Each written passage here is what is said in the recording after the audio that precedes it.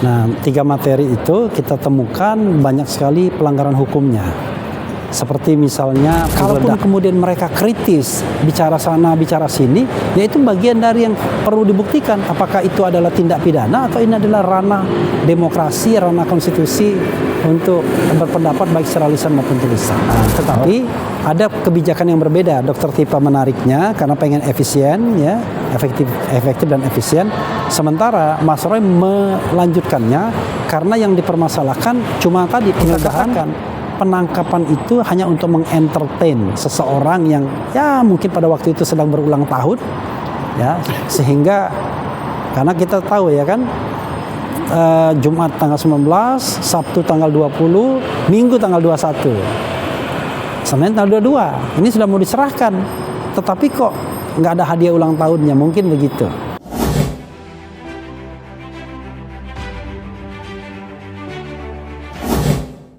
Kami sudah mendapatkan undangan untuk perkaranya disidangkan itu Senin depan, ya. Dan mengenai persiapan tentu kami sangat siap karena pertama materinya kan sudah jelas. Jadi yang kami permasalahkan hanya 3 saja. Penggeledahan, kemudian penangkapan dan penahanan. Nah, 3 materi itu kita temukan banyak sekali pelanggaran hukumnya. Seperti misalnya penggeledahan, kita tanya, ada nggak surat penetapan dari pengadilan untuk melakukan penggeledahan? Penangkapan misalnya, ada nggak dalam Undang-Undang 20/2025 tentang KUHP itu penangkapan dikaitkan dengan P21 atau penyerahan tersangka kepada kejaksaan? Kami baca tidak ada. Penangkapan itu adalah upaya paksa. Untuk apa? Untuk kepentingan pemeriksaan tersangka atau 2 kali dipanggil dia mangkir tanpa alasan yang sah. Itu yang disebutkan di dalam pasal-pasal KUHP, terutama pasal 93, 95, dan 97. Mengenai penahanan, dari 8 alasan untuk menahan, itu pasal 100 ayat 5, tidak ada satupun yang dipenuhi atau terpenuhi untuk menahan Roy Suryo dan Dr. Tifa. Apa itu? Misalnya berupaya melarikan diri. Rasanya nggak mungkin lah sekelas Roy Suryo dan Dr. Tifa mau melarikan diri. Berupaya menghilangkan barang bukti. Barang bukti apa yang mau dihilangkan? Toh penyidikannya sudah lengkap dan barang buktinya juga sudah diserahkan atau akan diserahkan pada waktu itu. Jadi tidak ada alasan. Yang ketiga adalah mengulangi perbuatan. Perbuatan apa yang mau diulangi? Ini adalah sebuah hal yang masih debatable.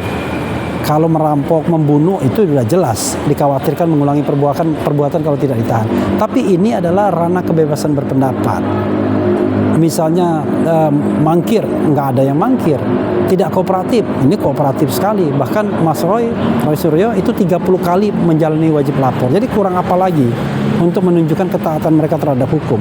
Kalaupun kemudian mereka kritis, bicara sana, bicara sini, ya itu bagian dari yang perlu dibuktikan. Apakah itu adalah tindak pidana atau ini adalah ranah demokrasi, ranah konstitusi untuk berpendapat baik secara lisan maupun tulisan.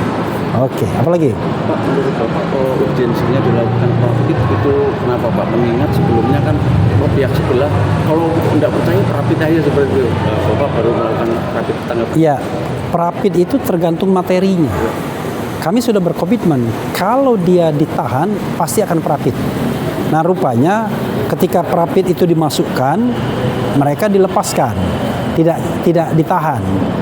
Nah, sementara perapitnya udah masuk kan, tetapi ada kebijakan yang berbeda. Dr. Tipa menariknya karena pengen efisien, ya, efektif dan efisien.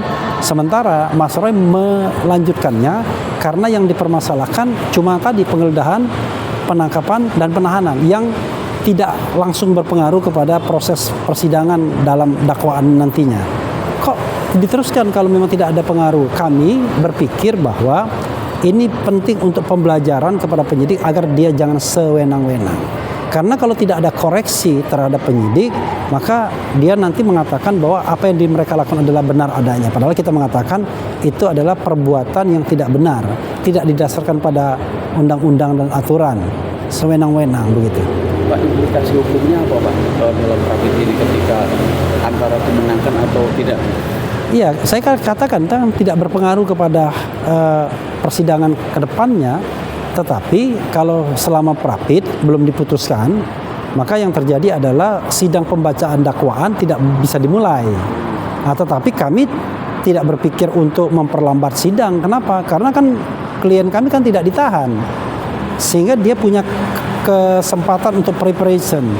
Tetapi sekali lagi ini adalah social responsibility, tanggung jawab sosial seorang Roy Suryo untuk menegakkan kebenaran dan keadilan, terutama untuk mengkritisi para penegak hukum agar tidak bertindak sewenang-wenang dalam menggunakan atau menjalankan kewenangannya. Tapi dari pihak apa sih tadi disebut penasihat Kapolri sendiri karena udah ada waktu kontemnya untuk pelimpahan tersangka itu ke kejaksaan dan akhirnya menjemput, itu gimana Pak? Ini pertanyaanmu kurang tajam ya, tapi untung saya baik. Dia mengatakan ya itu kan tindakan kehati-hatian, nanti bagaimana kalau diserahkan orangnya nggak ada, orangnya sakit dan lain sebagainya. Begini ya, kalau misalnya dikatakan kalau diserahkan orangnya sakit bagaimana? Ya kalau ditangkap malah tambah sakit, ya kan? Untung pada waktu itu treatmentnya bagus sehingga mereka masih bisa berjalan, masih bisa diserahkan in person secara fisik. Kalau dikatakan bahwa nanti orangnya melarikan diri, kebangetan. Orang seperti Dr. Tifa sama Roy Suryo mau melarikan diri itu nggak masuk akal. Karena itu kita katakan penangkapan itu hanya untuk mengentertain seseorang yang ya mungkin pada waktu itu sedang berulang tahun, ya sehingga karena kita tahu ya kan. Jumat tanggal 19, Sabtu tanggal 20, Minggu tanggal 21, Senin tanggal 22. Ini sudah mau diserahkan, tetapi kok nggak ada hadiah ulang tahunnya, mungkin begitu. Tapi sekali lagi yang saya katakan hadiah ulang tahun itu spekulasi, tetapi fakta yang ada adalah soal yang terkait dengan tindakan sewenang-wenang itu yang akan kami buktikan dalam pra peradilan.